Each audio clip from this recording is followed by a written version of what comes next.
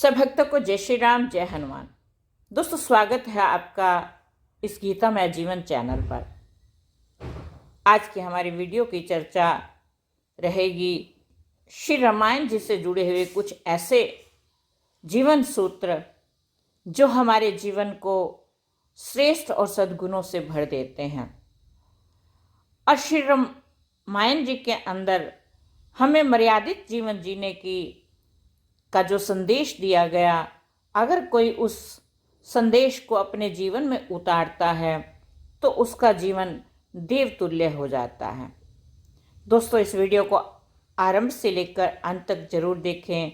अगर वीडियो अच्छी लगे तो उत्साहित करने के लिए प्लीज़ चैनल को सब्सक्राइब, लाइक ज़रूर करें और कमेंट बॉक्स में जय श्री राम ज़रूर लिखें। बोलो जय श्री राम, जय हनुमान। सबसे पहले नंबर 1, व्यसन करने वाले को धन, भिखारी को सम्मान, लोभी को यश, व्यभिचारी को सद्गति नहीं मिल सकते। इसीलिए हमें इन वृत्तियों से बचना चाहिए जो जीवन को पतन की तरफ ले जाती हैं।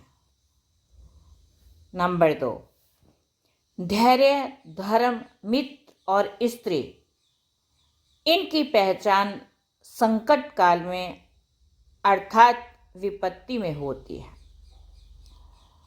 इसीलिए हमें अपने धैर्य को बनाए रखना है और अच्छे जीवन की कामना करने के लिए निरंतर प्रभु के द्वारा बनाई गई मर्यादाओं का पालन करना चाहिए।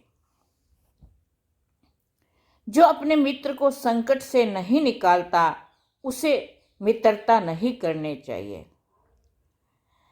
मित्र वही जो प्रत्येक स्थिति में साथ दे।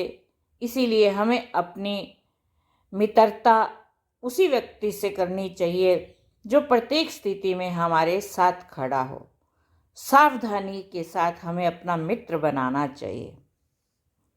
समर्थ्यवान को कोई दोषी नहीं कह सकता, अर्थात जिसके पास समर्थता है ऐसे व्यक्ति के प्रत्येक अवगुण भी ढके जाते हैं।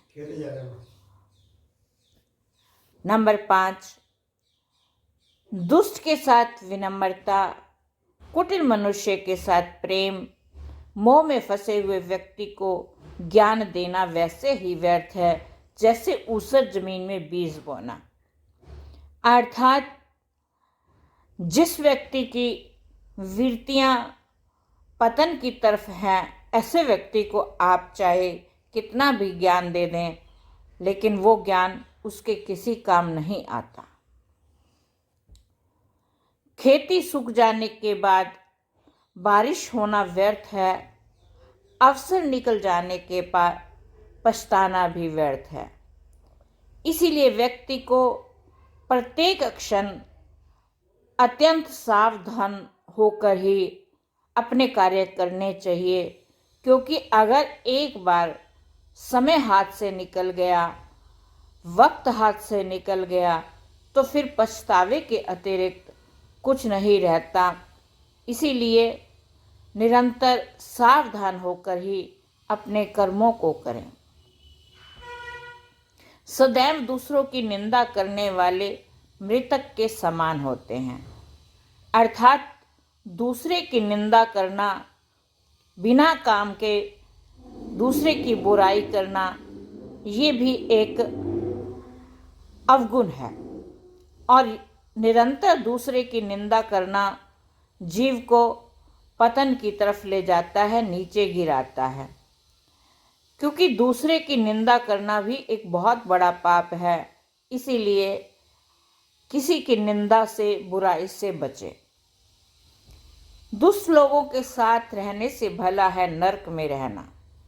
अर्थात जिन लोगों के नैतिक मूल्य गिरे हुए हैं, जिनको उचित अनुचित का कोई आभास नहीं रहता, ऐसे दुराचारी, पापाचारी लोगों के संग से बचें, क्योंकि उनके संग से अपना भी पतन होता है।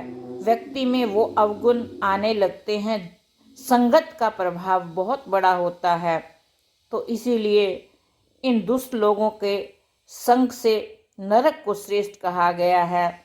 इनके संग से निरंतर अपने आप को बचा कर रखें। दूसरे का हित करना सबसे बड़ा धर्म है और दूसरे को कष्ट देना सबसे बड़ा पाप है। अर्थात अपने जीवन को निस्वार्थ भाव से, परहित भाव से दूसरे की भलाई में लगाना ही सबसे बड़ा धर्म है। और बिना कारण के दूसरों को कष्ट देना, मन से, वाणी से, कर्म से किसी प्रकार भी किसी को कष्ट देना, ये सबसे बड़ा पाप है। तो व्यक्ति को इन दोनों बातों का ध्यान रखना है कि अपना जीवन त्याग भाव से, परहित भाव से जिएं और दूसरे के निंदा, दूसरे को कष्ट देना सबसे बड़ा पाप है। इनसे अपने आप को बचा कर रखें।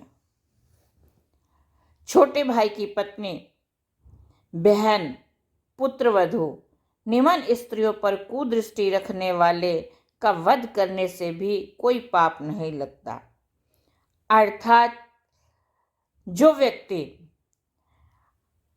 अपने आप का ऐसा पतन कर लेता है कि उसे आभास नहीं रहता कि वो क्या कर रहा है, क्या नहीं कर रहा, अर्थात विषय विकारों में इतना निमन हो जाता है कि उसे आभास नहीं रहता किसके साथ क्या व्यवहार करना है, कैसे नहीं करना। तो ऐसे व्यक्तियों से भी सावधान रहें। और ऐसे व्यक्तियों का अगर कहीं आप वध हो जाता है तो भगवान कहते हैं वो भी कोई पाप नहीं, क्योंकि जो अपने ही बहन बेटियों पर बुरी दृष्टि रखते हैं, ऐसे व्यक्ति दुष्ट व्यक्ति होते हैं। बोलो जय श्री राम, जय हनुमान।